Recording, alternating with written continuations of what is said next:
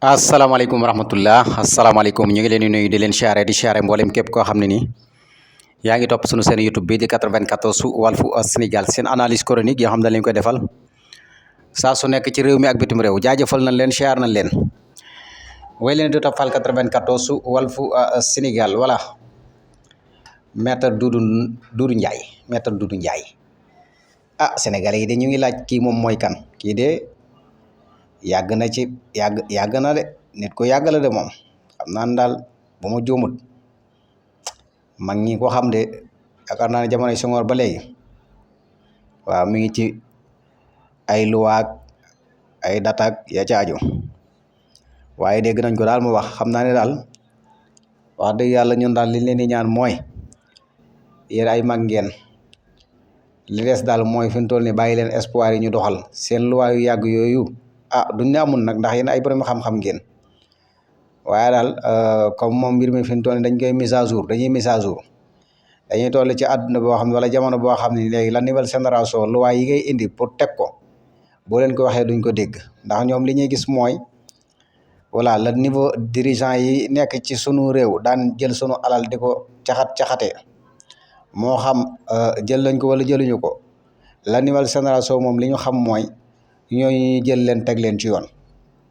voilà Farba nag ku koy défendre nga bokkoon ci ñi nga xam ne nii ci anciens yi nga voilà nga nekk professeur nekk borom xam-xam am na ay loi yoo xam boo ñëwee di ko appliquer ak di ko wax di yàlla mel ni kuy jàppal tànk kii di Farba nga xam ne daanaka mën naa ni Sénégal yëpp wax di yàlla li ñuy gis ak li ñuy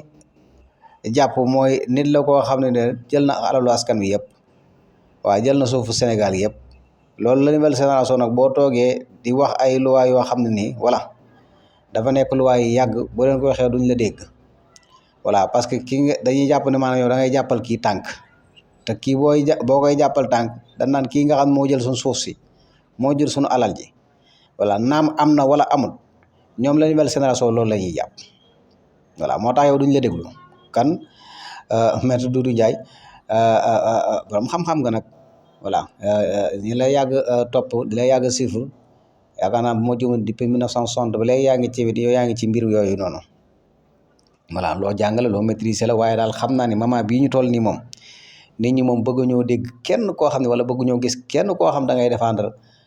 Farba voilà c'est normal nag ndax yéen moom ay borom xam-xam lépp lu ngeen di wax ci xam-xam ngeen koy teg waaye ndax seen xam-xam boobu ak li ngeen di wax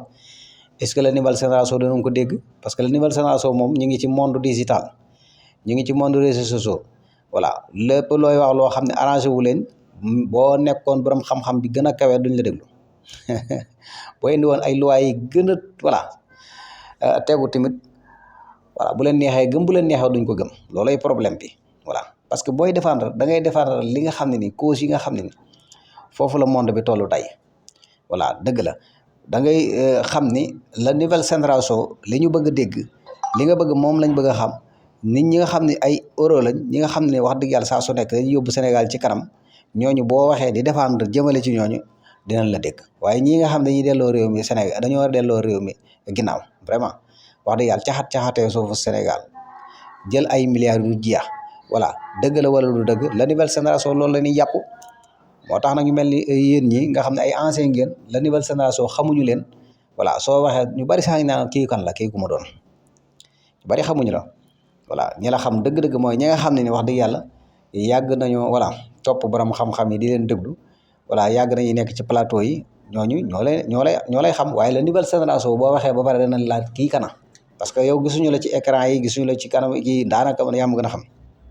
voilà tey nag boo génnee kon mel ne luy défendre xëy na mën naa am lépp ci xam-xam ndax yow sa lépp daanaka ci xam-xam waaye ñu ci bari duñu xool loolu duñu gis loolu voilà kan daal maître Doudou Ndiaye yaakaar naa ne Farba moom ko naqaree défendre la voilà ak cause yoo mën a teg ak loo mën a génn ak loi yoo ngeen mën a indi ak article yi ngeen mën a waaw Farba moom ci jamono yi toll nii ku koy défendre la ngay défendre bu dee dëgg la sax voilà la nouvelle génération duñ ko gëm